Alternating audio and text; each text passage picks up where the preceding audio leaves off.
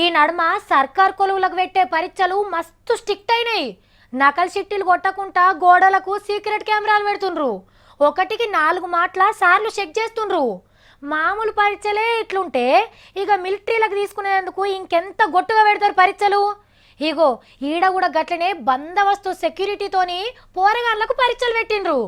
అసలు గీ ఐడియా ఇచ్చిన వాళ్ళ దమాకి ఎన్ని దండాలు పెట్టినా తక్కువే అని అనిపిస్తుంది తెలుసా. అరే గీ పోరగాళ్ళేంది ఒంటి మీద బట్టలు లేకుంటే ఏదో రాస్తున్నారు చూస్తుంటే అనిపిస్తున్నది కదా.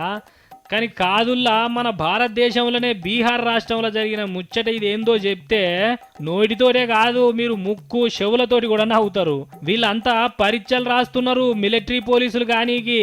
మరి బీహార్లో పరీక్షలు అంటే ఎట్లుంటాయో ఇదివరకే చెప్పుకున్నాం కదా. చుట్టుముట్టు ఎంత మందిని కావలి పెట్టినా కాపీ కొట్టుట్ల అన్ని ప్రైజులుగా బీహార్ రాష్ట్ర వాళ్ళకే పోతాయి. ఎంత చెక్ చేసినా ఎన్నో ఒకడ చిట్టి పెట్టుకొని వచ్చి చూసి రాసే మునగాళ్ళుండిరా రాష్ట్రంలో. అందుకే వీళ్ళు అంగీలు బనీన్లు పాయింట్లను ఇడిపించిర్రు. వేసుకున్న డ్రాయర్లను కూడా వెనక ముంగట ఒక్కటికి 2 సార్ల చిట్టీలు లేకుండా చెక్ చేసిర్రు. ఇట్లనైనా అర్రలలా కూసోబెడితే దొంగతనంగా చూసి రాస్తారని గ్రౌండ్ లో కూసోబెట్టి ఎర్ర టెండల పరీక్ష రాపిచ్చిర్రు. కింద గడ్డి చిటపట కుచ్చుకపోంగా మీదికెళ్ళి ఎండ శర్రున సంపంగా ఏం తిప్పల చూడుర్రి. గీ బాధే తట్టుకోలేను రేపు బార్డర్ల బాధలేం తట్టుకుంటారు అనుకున్నారో ఏందో.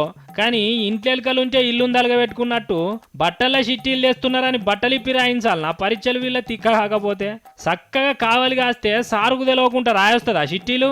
గిట్ల పోరగాన్లకు తిప్పల పెట్టుడు కాదు ముందుగాల మీ సార్లకు కోచింగ్ ఇర్రి అంటున్నారు దేశం పబ్లిక్.